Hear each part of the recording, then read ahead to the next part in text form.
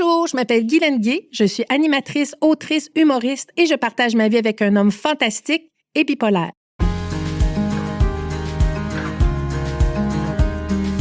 Bienvenue au balado T'engages-tu?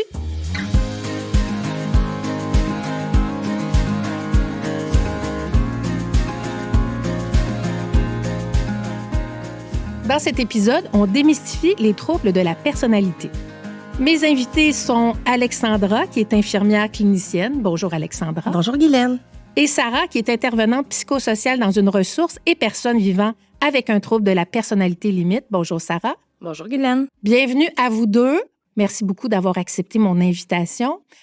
Alexandra, on va commencer ça parce que je suis assez curieuse de savoir quelles sont les grandes catégories de troubles de la personnalité et comment est-ce qu'elles influencent la vie d'une personne?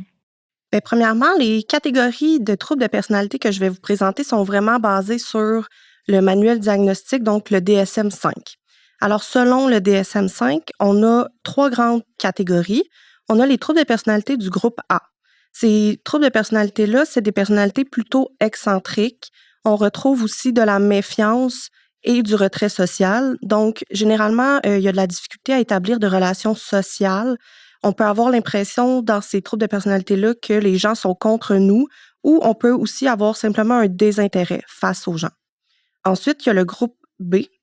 Là, on est plutôt dans les personnalités impulsives. Il y a des difficultés avec la gestion des émotions. Il y a généralement une peur de l'abandon. Il va y avoir des relations interpersonnelles plutôt instables et on peut avoir un sentiment de vide chronique. Et finalement, on a le groupe de personnalités du groupe C.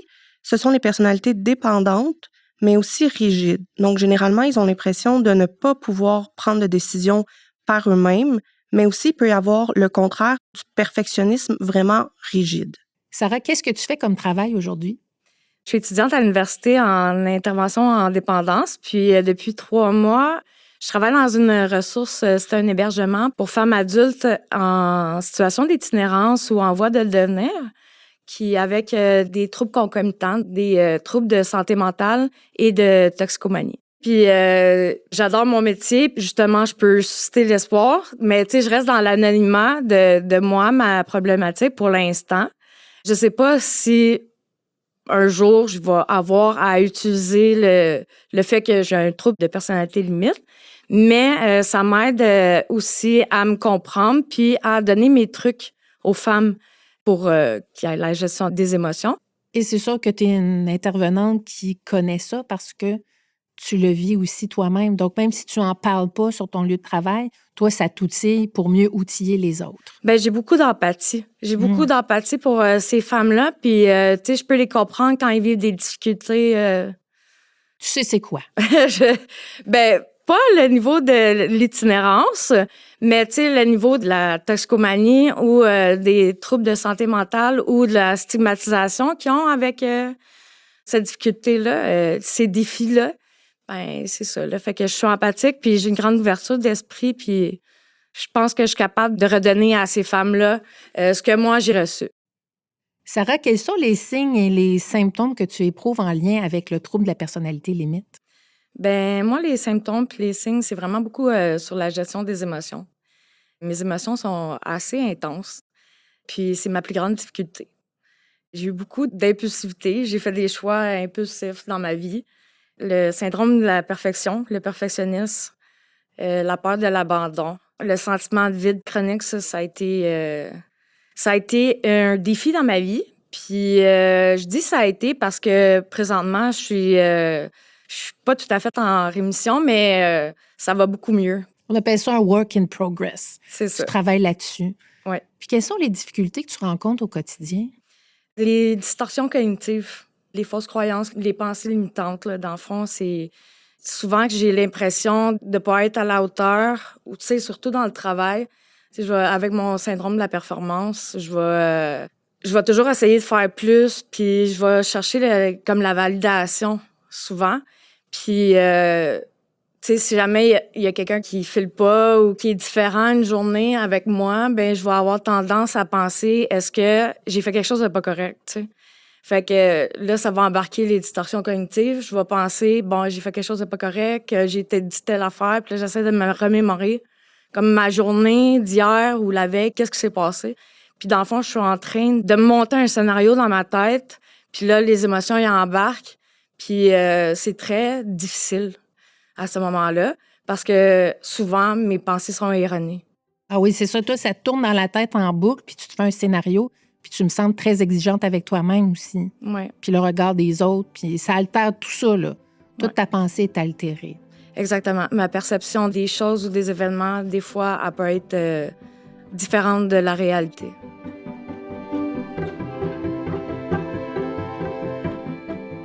Alexandra, qu'est-ce que tu perçois comme difficultés les plus courantes chez les personnes qui vivent avec un trouble de la personnalité limite? Bien, je remarque effectivement, comme Sarah a expliqué, parfois il peut y avoir des relations qui sont instables, généralement dues à la peur de l'abandon. Donc, quand on a l'impression qu'on va se faire abandonner, des fois, on a tendance à vouloir abandonner en premier ou à vouloir s'isoler justement pour absolument ne pas se faire abandonner. C'est comme un mécanisme de défense. Aussi, ça peut créer des conflits avec des collègues de travail puis avec des employeurs parce que parfois, on a des relations qui sont dans l'amour au départ, c'est assez extrême, une relation de proximité très intense. Puis ensuite, ben, quand il se passe des événements, quand on a un mécontentement ou, je sais pas, notre employeur nous a donné un cadre qu'on n'apprécie pas, ben, on a de la difficulté à gérer l'émotion sous-jacente. Donc, par exemple, la colère. Donc là, on peut avoir des comportements impulsifs, puis à ce moment-là, se fâcher ou crier, par exemple, contre notre employeur ou notre collègue de travail. Puis ça fait en sorte que, ben, ça crée des conflits, comme je disais. Aussi, des fois, il y a de l'instabilité au niveau de l'image de soi. Donc, la personne a de la difficulté à savoir qui elle est, qu'est-ce qu'elle veut faire. C'est aussi en milieu de travail, des fois, ça peut être problématique. On débute un travail, on a l'impression que c'est ce qu'on aime, c'est ce qu'on veut faire. Puis là, ben, au fur et à mesure que ça avance, on se questionne, puis finalement, on se dit, hey, c'est pas ça du tout la voie que je veux prendre. Fait que là, du jour au lendemain, ben, on peut vouloir changer de travail puis abandonner le travail dans lequel on est. Finalement, mais aussi, comme Sarah disait, il y a l'impulsivité. Ça, c'est très intéressant, puis je le remarque beaucoup. C'est souvent avec des comportements qui peuvent être dommageables. Donc, quand on vit une émotion, mais on a tendance, par exemple, à consommer de l'alcool ou des drogues ou même faire de l'automutilation, donc se faire du mal ou faire des tentatives suicidaires pour essayer de gérer l'émotion. Ce que je comprends, c'est que ça prend beaucoup d'énergie, là. Hein? En plus de passer au travers la journée, il faut gérer tout ça là, qui se passe dans notre tête. Sarah, si tu vis des difficultés dans ta vie personnelle, est-ce que tu arrives à garder ça dans une bulle ou ça a un impact sur ta vie professionnelle? Je dirais que, ben parce que moi, j'ai été gestionnaire dans un restaurant, mais dans plusieurs restaurants. Étant donné qu'il fallait que je sois comme responsable, j'ai toujours fait la part des choses, mais le sentiment de douleur à l'intérieur, il est là, mais je l'ai jamais vraiment laissé paraître en tant que tel quand je vivais des choses, sauf dans des cas extrêmes. Là. Dans des situations extrêmes, ben je rentrais pas au travail. Tu le savais que là, ça pouvait affecter ton travail, fait que tu dis, je rentre pas. Ouais. Alexandra? Ben, je trouve ça vraiment intéressant qu'est-ce que Sarah dit par rapport à la souffrance puis à la douleur parce que c'est ce que je vois aussi. Souvent, on parlait du sentiment de vide chronique, mais c'est comme s'il manquait tout le temps un morceau de casse-tête pour que la personne soit vraiment pleinement heureuse. Fait que ça crée une grande souffrance. Puis après ça, c'est difficile de fonctionner soit au travail ou dans sa vie personnelle quand on a toujours un trou à l'intérieur. Fait que ça, je voulais le soulever parce que je trouve qu'on le remarque beaucoup dans la clinique quand on est avec des gens avec des troubles de personnalité, notamment les troubles de personnalité limite. Alexandra, qu'est-ce qui, selon toi, rend l'intervention auprès des personnes qui ont un trouble de personnalité limite difficile? Ben, pour moi, c'est vraiment la relation de confiance qui est difficile parce que des fois, il y a un sentiment d'abandon qui est grand chez les personnes qui vivent avec un trouble de personnalité limite. Donc, si par exemple, ça m'est déjà arrivé, je dis à une patiente, je vais t'appeler à 13 heures pour faire mon suivi avec toi. Puis finalement, j'ai n'importe quelle situation, une crise à gérer autre, puis je ne peux pas rappeler la personne à 13 heures. Ben, ça m'est déjà arrivé que la personne s'est sentie abandonnée. Puis après ça, le lien de confiance a été très difficile à rattraper parce qu'elle me dit, ben, tu m'as oublié, tu m'as abandonné, tu voulais pas me parler. Fait que juste établir le lien et le conserver, parfois, ça peut être difficile. Aussi, ben, les intervenants, des fois, on a un sentiment d'impuissance parce que c'est chronique, les troubles de personnalité limite. C'est difficile de changer ces patterns de personnalité. Tu sais, c'est ancré depuis la petite enfance. Donc, c'est un travail qui est à long terme. Puis, des fois, on a l'impression de donner un peu des coups d'épée dans l'eau quand on fait des interventions. Si jamais la personne qu'on traite, sa façon de gérer ses émotions, c'est de s'automutiler ou de faire des tentatives suicidaires, on peut faire 10 rencontres avec elle pour essayer de travailler ça. Mais s'il y a une émotion qui est vécue difficilement par la personne, des fois, elle peut faire encore une tentative suicidaire. Puis là, on se dit, coudonc, ça a-tu donné quelque chose, finalement, les interventions que j'ai faites? Donc, il y a le sentiment d'impuissance qui est très présent. Puis aussi, au niveau de la difficulté à engager des comportements pour modifier la personnalité, ça, c'est plus au niveau de la personne qui vit avec le trouble. C'est ça, c'est long changer des patterns de personnalité. Donc, cette personne-là aussi, elle peut commencer à se sentir un petit peu impuissante. Comment je vais faire pour aller mieux? Fait que c'est de garder l'espoir aussi dans la relation, puis dans le fait que oui, ça peut aller mieux, puis oui, tes symptômes peuvent diminuer avec le temps. Alexandra, qu'est-ce qu'on peut faire en tant que proche pour pallier à ces difficultés-là? Je trouve ça intéressant que tu utilises le mot pallier parce que j'ai le goût de dire c'est justement ce qu'il faut pas faire. Il faut pas pallier aux difficultés. Il faut plutôt accompagner la personne. Moi, j'ai un enseignant à l'université qui nous a donné une image que je trouve très bonne. C'est que la personne avec un trouble de personnalité, elle conduit une voiture, puis le proche, c'est le passager avec une carte. Donc, c'est vraiment le conducteur qui dit où on veut aller, puis la personne avec la carte, elle fait juste accompagner dans les directions. Donc, qu'est-ce qu'on peut faire comme proche? C'est de valider les émotions. C'est normal ce que tu vis. J'entends ce que tu vis. On peut aussi être dans l'écoute sans jugement. Ça, je pense que c'est assez évident, là, de pas juger les émotions, de dire, comment ça tu le vis aussi intensément que ça? Ça, c'est à pas faire. On veut pas du tout que la personne se sente jugée dans ses émotions. Ou peut-être à bannir la phrase « calme-toi ». Ça, effectivement. Peu importe qui on est, là, ça calme pas personne. C'est ça. Fait qu'on oublie ça. Mais aussi, mettre ses limites. Je pense que c'est important pour que le proche s'épuise pas. Il y a des ressources en santé mentale, donc, au besoin, on peut référer vers ces ressources-là. Parce qu'il n'y a aucun proche qui est aidant si lui-même est épuisé. Je pense que ça, c'est important. Parce que même si on veut plein de beau et de bon pour la personne qu'on aime, on n'est peut-être pas outillé adéquatement pour cette aide-là. Donc, aller chercher l'aide de spécialistes. Tout à fait. Ça, c'est un conseil qu'on donne.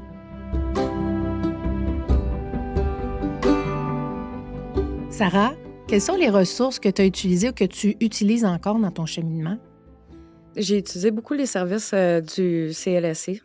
En 2012, j'ai fait la thérapie pour les TPL de comportemental dialectique. Puis, j'ai fait aussi l'an passé la thérapie STEP. C'est un mix, je pense, vous m'arrêterez si je me trompe, là, mais c'est un mix entre cognitivo-comportemental et dialectique. C'est pour les personnes qui sont TPL ou ceux qui ont des traits de TPL ou ceux qui ont des relations interpersonnelles difficiles. Alexandra, c'est quoi dialectique? Pour les troubles de personnalité limite, il n'y a pas de médicament en tant que tel. Une dépression, on donne des antidépresseurs. Quelqu'un qui est schizophrène, on donne des antipsychotiques. Pour une personnalité, il n'y a pas de médicament qui règle une personnalité. Donc, on est plutôt dans les thérapies. Ce que Sarah nomme la thérapie dialectique comportementale, ça a été créé par une ancienne infirmière qui vivait avec un trouble de personnalité limite, qui a décidé de formuler des conseils pour justement les personnes avec un trouble de personnalité limite. On est vraiment comme dans la thérapie avec l'écoute, dans la gestion des émotions aussi. Il y a un module sur la tolérance à la détresse. Des fois, on vit des émotions dites désagréables, la colère, la tristesse, l'anxiété. Il faut être capable de tolérer ces émotions-là. Aujourd'hui, on enregistre un balado, ça se peut qu'on soit stressé de le faire. Puis c'est correct d'être stressé. Il n'y a rien de mal à ça. Donc, on veut se pratiquer à être capable de vivre avec ces émotions-là, autant sur le milieu du travail que dans la vie de tous les jours. Donc, c'est vraiment une thérapie qui est basée là-dessus. C'est vraiment par module. C'est donné au CLSC par des travailleurs sociaux, des infirmières. Il y a beaucoup d'intervenants là, qui peuvent animer ces thérapies-là. Généralement, c'est vraiment ce qui est le plus aidant pour les personnes avec un trouble de personnalité. Sarah? Moi, dans le temps, en 2010, je consommais. C'est la thérapie STEP qui m'a aidée parce que moi, j'ai fait la thérapie en réadaptation sur la toxicomanie.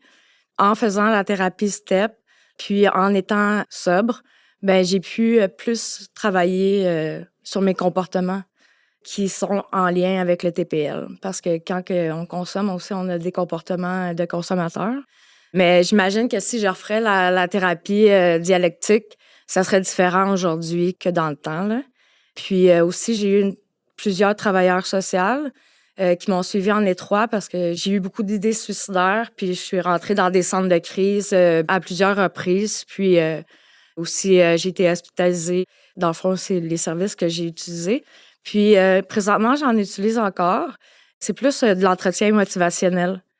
On focus sur le positif. Puis, tu sais, j'ai fait plusieurs thérapies là, pour régler certains traumas du passé. Puis là, ben, je suis rendue dans ma vie où je suis plus dans le positif, puis dans le ici maintenant, puis dans la pleine conscience, puis tu sais, de reconstruire mes pensées limitantes vers des pensées plus positives là, envers moi. Là. Puis ça m'aide beaucoup. Puis ça a fait en sorte que ma médication, dans le fond, je prenais de la médication pour le TPL parce que le TPL, tu sais, étant donné que justement, il n'y a pas de médicaments miracles, ouais, c'est ça. C'est beaucoup la thérapie qu'on a mentionnée, mais avec un mix de médications. Il n'y a pas de médication en tant que telle pour le TPL, mais il y a une médication qui aide à la gestion des émotions, puis à la gestion des pensées aussi limitantes.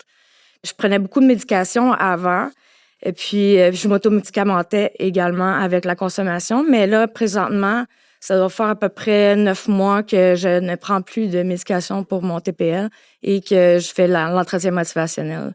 Ça m'aide vraiment beaucoup. Ce que j'entends, c'est que tu vas mieux aujourd'hui qu'il y a, par exemple, 2 ans ou 3 ans ou 4 ans. Ah oui. Alexandra? Juste pour rebondir par rapport à la médication, on voit souvent de la médication au début, quand il y a vraiment des crises. C'est souvent pour gérer les symptômes dépressifs ou anxieux, parce qu'avec la souffrance, ben des fois, oui, c'est ça, il y a des pensées négatives. Ça peut être très envahissant pour la personne. Donc, dans ces cas-là, c'est pertinent d'avoir de la médication. Il ne faut pas hésiter à la demander. Mais après ça, comme Sarah, je pense qu'elle a été capable de faire un bon cheminement en thérapie. Puis après ça, ben, les émotions, elles deviennent un petit peu moins envahissantes. Donc, c'est plus facile de prendre un pas de recul puis d'être capable avec, j'allais dire simplement de la thérapie, mais c'est beaucoup de la thérapie, là, avec la thérapie uniquement, de mieux gérer ses émotions, puis après ça, on peut retirer la médication plus facilement. Sarah, si quelqu'un écoute aujourd'hui et se reconnaît en toi, quel conseil est-ce que tu aimerais donner à cette personne? Ben moi, je voudrais susciter l'espoir parce que, dans le fond, je croyais pas que c'était possible de vivre avec une liberté intérieure, le sentiment de tu sais, je peux respirer parce que j'avais toujours l'impression d'avoir la lourdeur puis cette pesanteur-là, puis le vide, mais le mal irradiant, il était tout le temps constant. En parlant de mon TPL puis en allant chercher de l'aide, ben ça fait en sorte que, tu sais, c'est pas évident, c'est pas facile, puis ça se fait pas en claquant des doigts, mais avec de la persévérance puis avec de l'ouverture d'esprit, puis en s'entourant des bons professionnels de la santé, puis en parlant aussi à notre entourage, puis en prenant le temps de dire ce qu'on ressent, puis d'identifier aussi les émotions.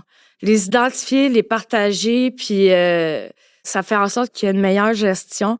Puis c'est un travail qui est quand même à chaque jour, mais il y a vraiment de l'espoir, là. Tu sais, moi, ça fait vraiment longtemps que j'ai pas eu d'idées suicidaires ou que j'ai pas été hospitalisée ou que j'ai pas été en centre de crise. Fait que je me sens libérée. Je peux vivre des émotions, puis il y a des situations que j'ai des journées difficiles, là, comme tout le monde, là. Mais je suis capable d'avoir les outils nécessaires quand, tu sais, je suis allée chercher de l'aide, puis j'ai les outils aujourd'hui pour m'en sortir. Ben moi, je suis certaine que tu donnes beaucoup d'espoir aux gens aujourd'hui parce que jusqu'à récemment, les troubles de personnalité limite, c'est quand même des sujets qui sont méconnus, qui sont aussi tabous. Donc, Sarah, intervenante psychosociale exerçant dans une ressource et personne vivant avec un trouble de la personnalité limite, merci. Bien, merci, Guylaine. Ça m'a fait un énorme plaisir d'être ici sur le plateau. Puis, c'est un honneur pour moi là, de pouvoir susciter l'espoir comme ça. Ben écoute, honneur partagé. Alexandra, qui est infirmière clinicienne, merci. Merci beaucoup, Guylaine. C'est important de parler des troubles de personnalité, donc merci pour l'invitation. C'était le balado T'engages-tu?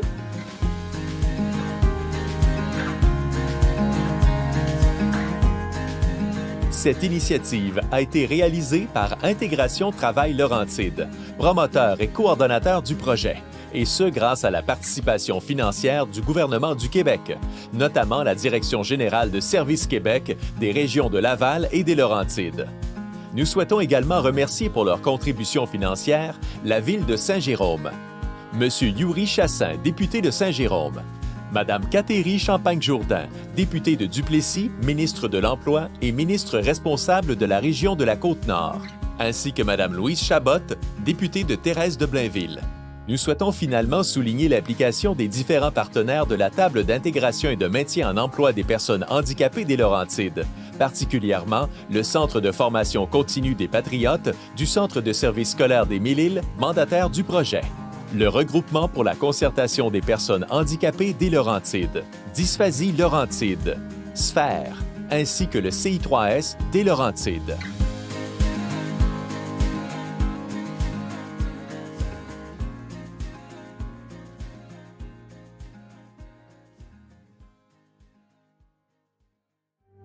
Phonique. Le fin son de l'histoire.